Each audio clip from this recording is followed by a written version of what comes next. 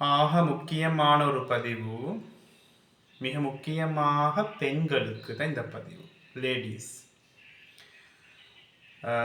இது இந்த காலத்தில் ஆண்களுக்கும் பொருந்தும்னு நினைக்கிறேன். அதிகமான ஆண்களுக்கும் பொருந்தும், எஸ்பெஷலி பெண்கள். பட் அதிகமான ஆண்களும் கூட இந்த பதிவு ஆண்களுக்கும் இப்போ இன்றைய காலகட்ட ஆண்களுக்கும் ஆக முக்கியமான ஒரு பதிவாக நான் இதை சொல்கிறேன். ஓகே, எங்களுக்கு ஹெப்பி ஹோமோன்ஸ் சொல்லி நாங்கள் சைக்காலஜியில் 3 ஹோமோன்களை மிக முக்கியமாக கூறுவோம். இந்த ஹோமோன் இந்த ஹோமோன் 3ம் தான் ஒரு மனிதனுடைய தூக்கம், மன மகிழ்ச்சி, அடுத்த அன்பு, பாண்டிங், இந்த 3 ஹோமோனும் இந்த 3ல செல்வாக்கு செலுத்துது. ஒன்று டோபமைன், எங்களுடைய மன மகிழ்ச்சி. செரோட்டோனின், தூக்கம். என்ட்ரோஃபின், குடும்ப பிணைப்பு, அன்பு, ஒன்றுமே இறக்கம் காட்டுறது. இப்படி இந்த 3 ஹோமோனும் ஒரு மனிதனுக்கு பாதிக்கப்படக்கூடிய சந்தர்ப்பங்கள் நிறைய இருக்கு. ஸ்ட்ரெஸ்ஸால், டிப்ரெஷனால், இன்னும் சில தாக்கங்களால், சில உணவுகளால், ஃபுட்டால், இப்போ நிறைய பழக்க ட்ரக்ஸால், அல்கஹோலால், இப்போ நிறைய மெத்தடுகளில் இந்த 3 ஹோமோன்களும் பாதிக்கப்படும். ஒரு ஹோமோன் பாதிக்கப்படும் மேலும் 3ம் பாதிக்கப்படும் மேலும். இப்படி பாதிக்கப்படக்குள்ள தான் தூக்கம் இல்லாமல் போகிறது, மனசில் மகிழ்ச்சி இல்லாமல் போகிறது, ஒரு சாட்டிஸ்ஃபேக்ஷன், திருப்தி இல்லாமல் போகிறது, ஒரு குடும்ப பாச பிணைப்பு இல்லாமல் போகிறதெல்லாம் இதனுடைய விளைவுகள். இந்த ஹோமோனை பாதிக்கக்கூடிய காரணிகள் நிறைய இருக்குது. இதில் இப்போ ரீசண்டாக வெரி இம்பார்ட்டண்ட், ரீசண்டாக ஆராய்ச்சிகள் சொல்லுது, நிறைய ஆராய்ச்சிகள், யூனிவர்சிட்டியில் நிறைய ரிசர்ச் பேப்பர்ஸ்கள், ஆராய்ச்சிகள் சொல்லுது, சில கிரீம்களாலேயும் இந்த ஹோமோன்கள் பாதிக்கப்படுன்னு சொல்லி.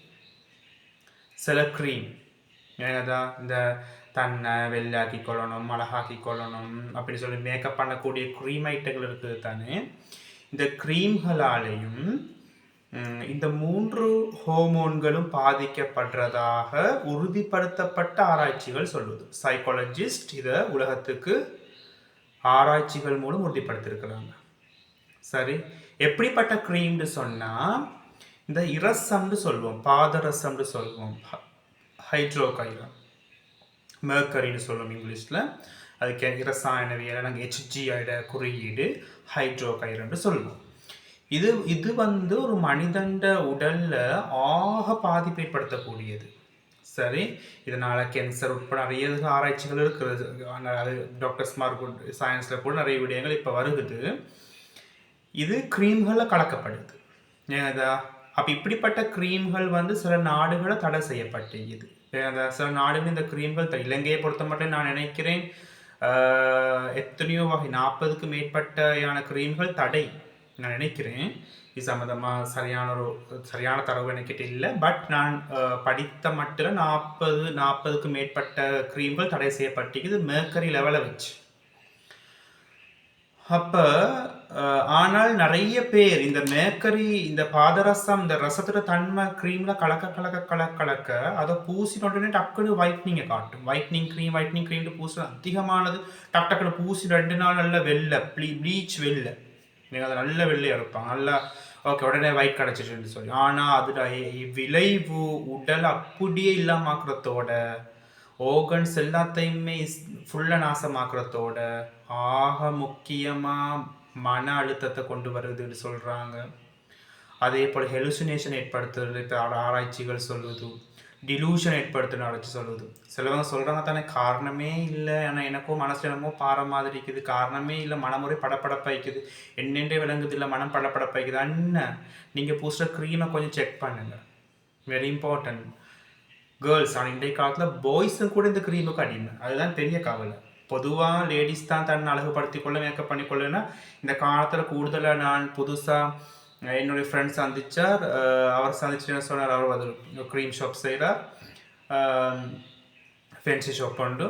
அப்புறம் சொல்கிறார் சார் இது ஆக இப்போ இந்த காலத்தில் பாய்ஸ் தான் கூட வாங்கிட்டு போகிறாங்கன்னு சொல்கிறேன். கேர்ள்ஸை விடவும் பாய்ஸ் தானா இந்த க்ரீம் வாங்கிட்டு போகிற கூட பழக்கம் இருக்குதுன்னு சொல்லி. பிரச்சனை இல்லை, தன்னை அழகாக வச்சுக்கொள்றதோ தான் ஸ்கின்னை கேர் பண்ணுறதோ எந்த பிரச்சனையும் இல்லை. அதுக்கான க்ரீம்களை பயன்படுத்தலாம். ஆனால் நீங்கள் அதுக்காக வேண்டி ஒரு டாக்டரை கன்சல்ட் பண்ணணும். டெர்மட்டாலஜிஸ்ட் டாக்டர் இருக்கிறாங்க, காஸ்மெட்டாலஜி டாக்டர்ஸ்மா இருக்கிறாங்க. இவங்களை நீங்கள் சந்தித்து உங்களோட ஸ்கின் டைப்பை பார்த்து அதில் ஆரோக்கியமான க்ரீம்கள் என்னென்னு அவங்களோட அட்வைஸ் மூலம் பயன்படுத்துங்க. இந்த அட்வர்டைஸ்மெண்ட் நம்பி ஏமாறவானம், அட்வர்டைஸ்மெண்ட்டை பார்த்து ஏமாறவானம். இப்போ நிறைய இந்த க்ரீம் இந்த மேர்க்கரி லெவல் ஹை ஆகிக்கிறதுனால இன்றைக்கு அதிகமான ரிசர்ச்சில் இப்போ விற்கிது. இந்த டொபமைன், செரட்டோனின், என்ட்ரோஃபின் உட்பட இன்னும் சில ஹார்மோன்களோட பாதிப்புக்கு இந்த க்ரீமில் ஈக்கக்கூடிய கெமிக்கல் காரணம்னு சொல்லி மிச்சம் கவனமாக இருங்க. பெற்றோர்களும் இந்த விஷயத்தில் கவனமாக இருங்க. உங்களோட பிள்ளைகளுக்கு நீங்கள் ஒன்று வாங்கி கொடுக்குற நேரம் க்ரீமோ ஏதோ ஒன்று வாங்கி கொடுக்குற நேரம் கட்டாயம் பாருங்கள். அதுக்கு எஸ்எல்எஸ் சர்டிஃபை இருக்குதா, ஐஎஸ்ஓ இருக்குதான்னு பாருங்கள். அதே நேரம் நீங்கள் உங்களோட கண்டினியூ யூஸ் பண்ண போகிறீங்கன்னு சொன்னால் கட்டாயம் நீங்கள் அது சம்மந்தமான அந்த டாக்டர்கிட்ட போய்த்து அட்வைஸ் எடுத்துகிட்டு அதுக்கு பிறகு யூஸ் பண்ணுங்கள். சும்மா போய்த்து க்ரீம் ஷாப்பில் கேட்டு இல்லாட்டி சும்மா போய்த்து ஒரு பியூட்டிஷியன்ட்ட போய்த்து இது நல்லாமா அது நல்லாமான்னு கேட்டு அவங்க அது நல்ல இது நல்லமிட்டுவாங்க. அவங்களுக்கு அதில் என்னென்ன கெமிக்கல் தெரியாது. வேறு அவங்களுக்கு அதை பற்றி ஒரு பெரிய நாலேஜ் ஒன்று இல்லை. ஸோ இந்த சம்மந்தமான டாக்டர்ஸ்மாரை கன்சல்ட் பண்ணதுக்கு பிறகு தான் நீங்கள் இந்த விஷயத்தை உங்களுடைய உடலுக்கு அப்ளை பண்ணிக்கொள்ளணும். தன்னை அழகுபடுத்தி கொள்வது மட்டும் இல்லை முக்கியம், தன்னை ஆரோக்கியமாக வச்சுக்கொள்வது வெரி வெரி முக்கியம். அந்த அழகை விட முக்கியம் ஆரோக்கியம். அந்த ஆரோக்கியத்தை அழகிந்து வேலை ஆரோக்கியம் இல்லாட்டி ஆரோக்கியம் ஈந்து அழகில்லாட்டியும் பிரச்சனை இல்லை, உலகத்தை நிம்மதியாக வாழலாம். அழகு இருந்த வேலையை ஆரோக்கியம் இல்லாட்டி உடல் ஆரோக்கியம் மன ஆரோக்கியம் ரெண்டையுமே இந்த கெமிக்கல் தின்றுமே. சரி, ஓகே, இதை பதிவிட்டு நினச்சிருந்தேன். முக்கியமாக அடுத்தவங்களுக்கும் இதை பகிர்ந்து கொஞ்சம் அடுத்தவங்களுக்கு ஒரு விழிப்புணர்வை ஏற்படுத்துங்க. மீண்டும் சந்திப்போம்.